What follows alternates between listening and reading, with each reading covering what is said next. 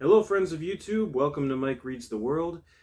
So I am actually ready to do a video on two books. I just finished in quick succession Mary Shelley's Frankenstein for the UK, as well as, unexpectedly, Edgar Mittelholzer's My Bones and My Flute. You can see that cool cover for the country of Guayana.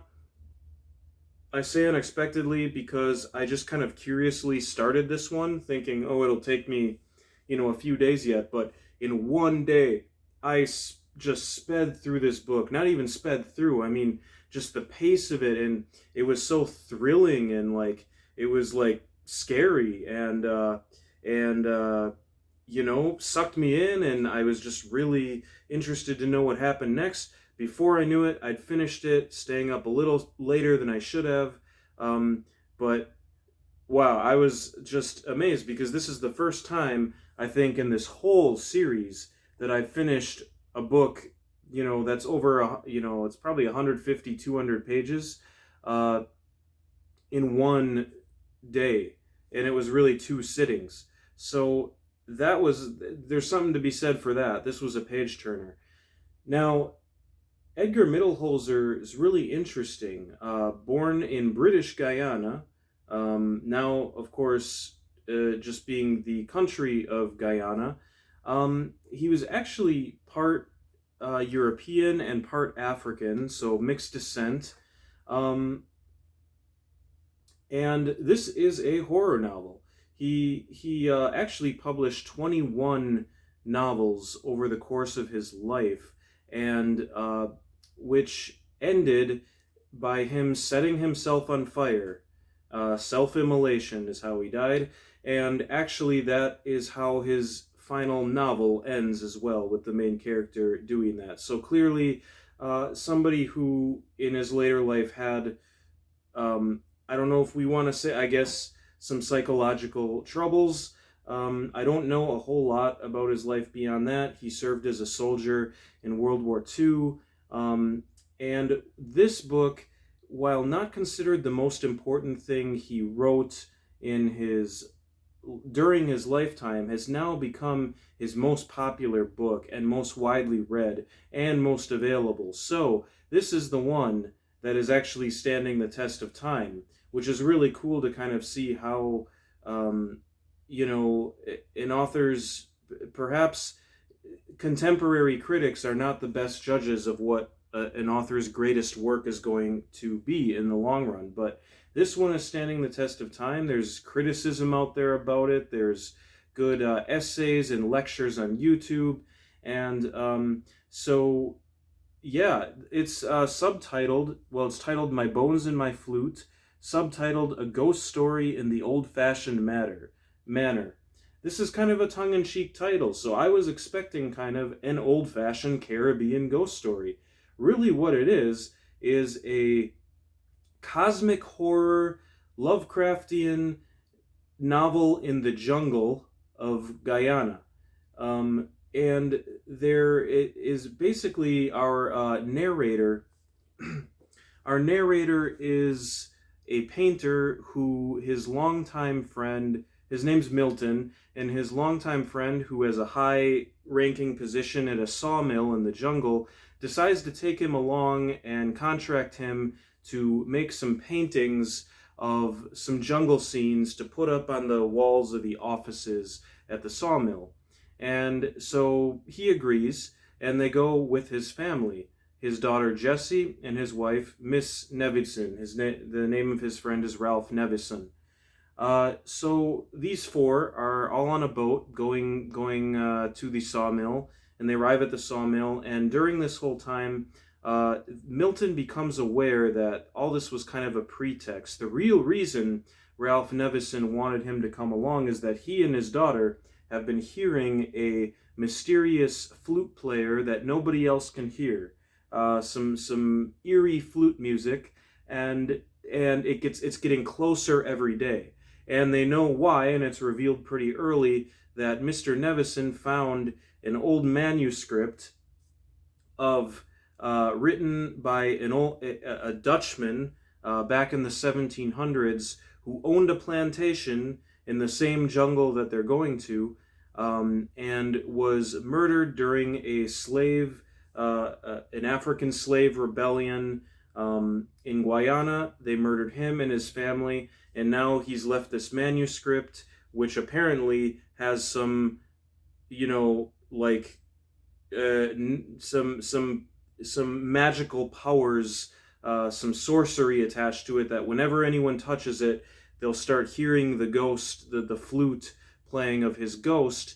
And not only that, they must find this Dutchman's bones and give him a Christian burial, or something very bad will happen to them within a week to 2 weeks' time.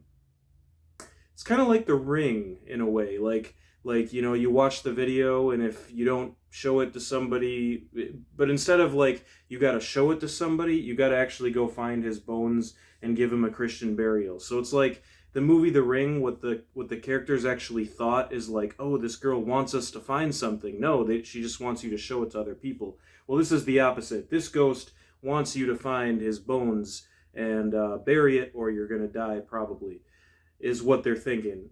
Because the last owner of this manuscript was hearing this flute and seeing this ghost, and then ran off into the jungle inexplicably and drowned. So they say. That's the story. So I hope you got all that. That's the briefest summary of this kind of convoluted beginning I can give. Now, as I said, this is a page turner, but it's not just an exciting story. There were some really just fantastic,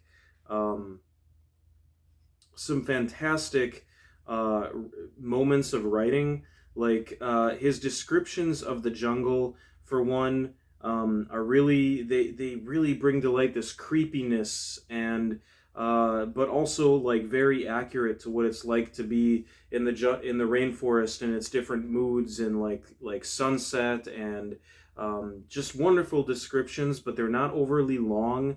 It's mainly story, and then once in a while it will break into a very striking philosophical or like cosmic horror moment in the writing. And it's very difficult to explain how all this works, but it's paced beautifully, and it was so easy to read, and also entertaining, and also thought-provoking. Now, of course, this does take place and was written in older times. The characters speak realistically with some slightly and overtly racist and sexist words and tones. It's part of the world at this time. It would be impossible to write this book without some of that. Remember, though, Edgar Mittelholzer was of mixed descent himself, so but the book is really from kind of a privileged perspective. But there are characters in the book like that are very important, like the African servant that works in the sawmill for them, and then they've got a few indigenous characters as well, who they call Indians, which is confusing because Guyana actually has a big East Indian population, like from actual India, but they don't really make an appearance in this novel. I believe they do appear in other books that Edgar Mittelholzer wrote, but that aside, there is a lot of like indigenous, what they call Indian influence in this book, and the native tales and mythologies are all kind of wrapped up in this ghost story. So I just want to read, like, here's an example in chapter 4. I think the first example where it was like, wow, this book is more than just an entertaining story. No doubt it has happened to other people too, and is therefore nothing new, but nevertheless it is an interesting fact that many a time I've known myself to sit and watch trees and buildings and traffic, and found myself, for no reason that I could explain, abruptly engulfed in a whirl of illusion, a kind of vacuum of ephemerality, an air pocket in my consciousness which, while I knew it would not last more than a brief space, was at the same time disturbing, disturbing because it tended to upset the values I have painfully established concerning what is real and what is not.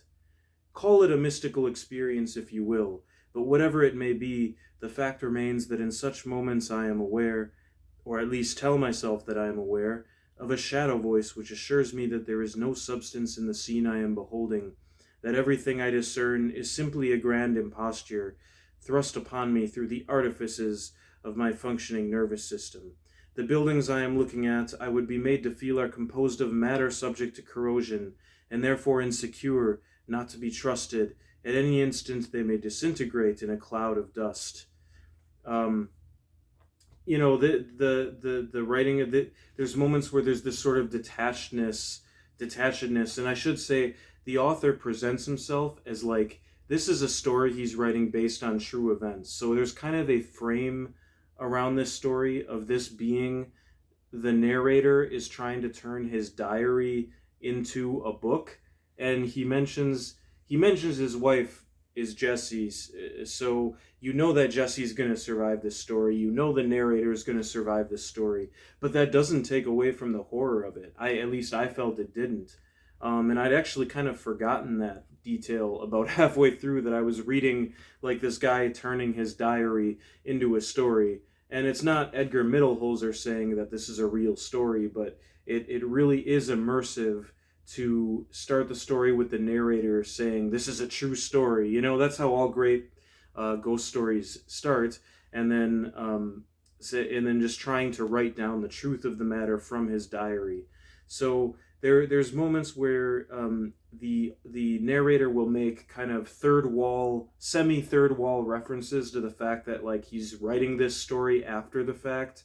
So it's semi-third wall breaking, which I don't know if I question that decision or not, but overall it did not make the story less exciting or less interesting. I just wanted to find out like what's going to happen, because every day this creepy flute is getting closer, and if you've touched the manuscript before somebody else, you start hearing it, and then you start actually seeing the vision of this ghost's form. But then there's another wrinkle in this. It gets a lot more complicated. Like there's more to it than at first meets the eye, and this is definitely a supernatural novel. You will realize pretty early on there's no way really that any of this could be not supernatural, that the narrator is definitely telling you a supernatural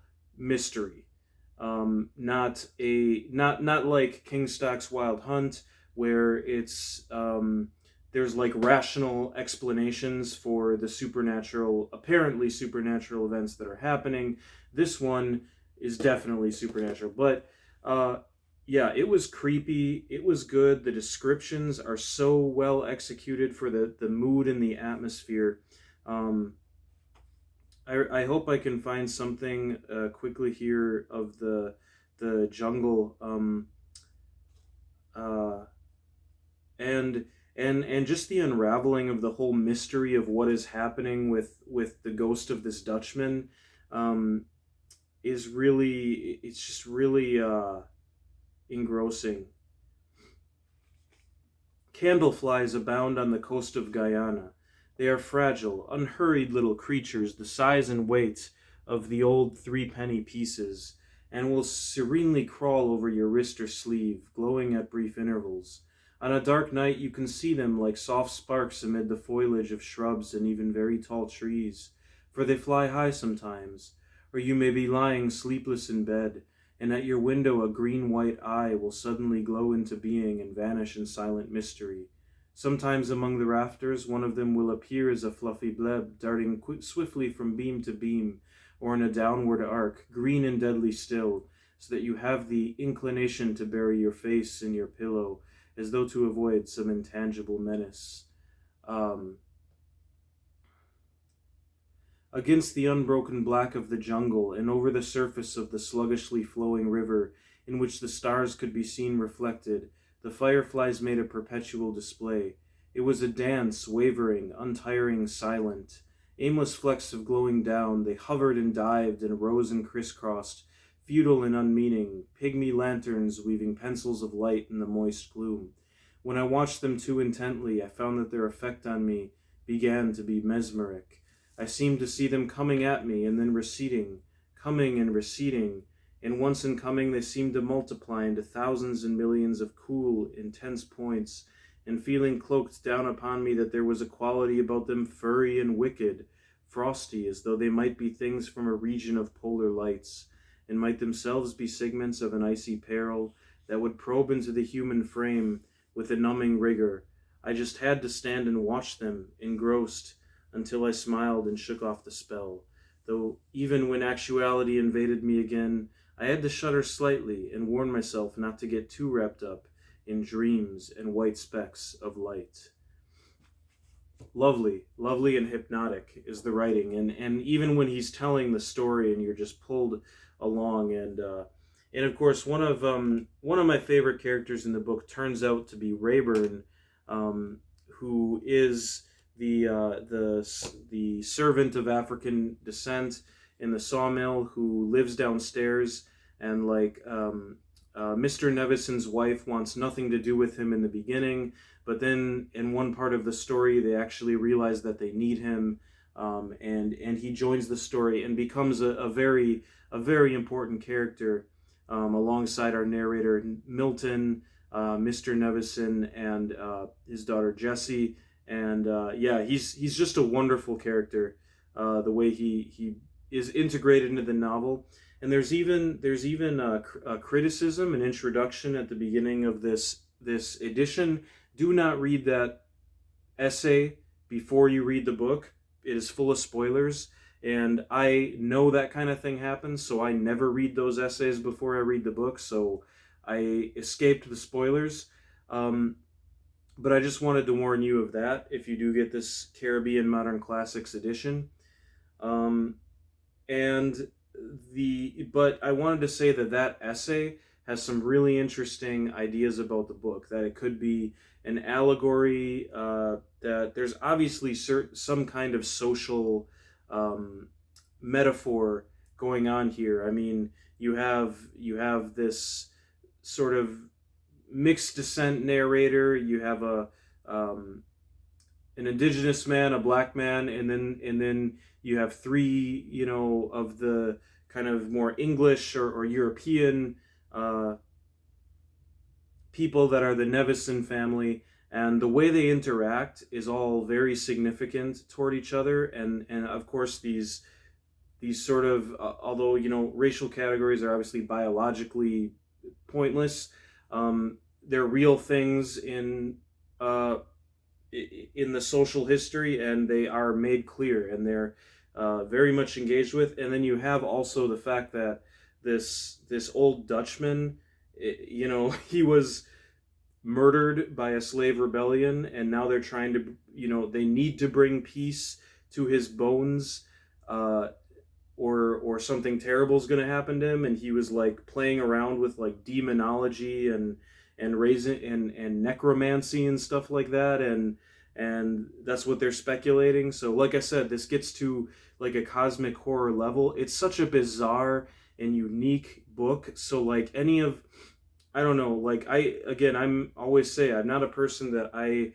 read a book for a particular identity. I didn't know even that this author was of mixed descent, for example, or that the story was going to have that sort of symbolism. But actually, it added to the book, and it is just first and foremost a great story, and that's what matters. Beyond all of the other stuff that you want to weave in, it all goes together. If you don't have a great story that moves forward, that pulls you along, that chills you, that makes you feel something, the rest of it is a moot point. So that's what this book achieves. I think I want to read more of this author now. I can't. I don't have time. I got to move on with with other books. But this is an author I'm going to come back to and definitely read another book of. I just loved it. lately I feel like every book I'm reading is my favorite book, I swear. And I was worried that at this point, around the 50 book mark, I was going to start getting burned out on this project. The exact opposite is happening. Um, I am actually just more excited than ever to keep reading. And like I said, I was going to do Frankenstein first, but this book just came out of nowhere and got in the way. And that's one of the greatest things about this project is I never know what book is going to completely surprise me. And there's been so many that have just knocked me over, that have just and like I don't know if I mentioned it enough, but this book actually like really made me think, like, again, especially coming off of Gilgamesh and Frankenstein. This book just really had my head reeling about you know, the what happens after death, and if nothing, what do our lives mean after death, and the context of history, and how do we like negotiate the past, whether in a country or on an individual level. It's just all, I don't know, I just all really fascinating and backed up by an incredible story. So let's continue the Reading the World series. I hope to have Frankenstein video up soon, and I'm actually, yeah, I hope you'll be surprised at what's coming up for number 50. Um, yeah, it'll be interesting. So thank you again for watching. Um, Anything you do to support the channel, likes, comments, subscribe, always appreciated. So take care, and we'll see you next time on Mike Reads the World.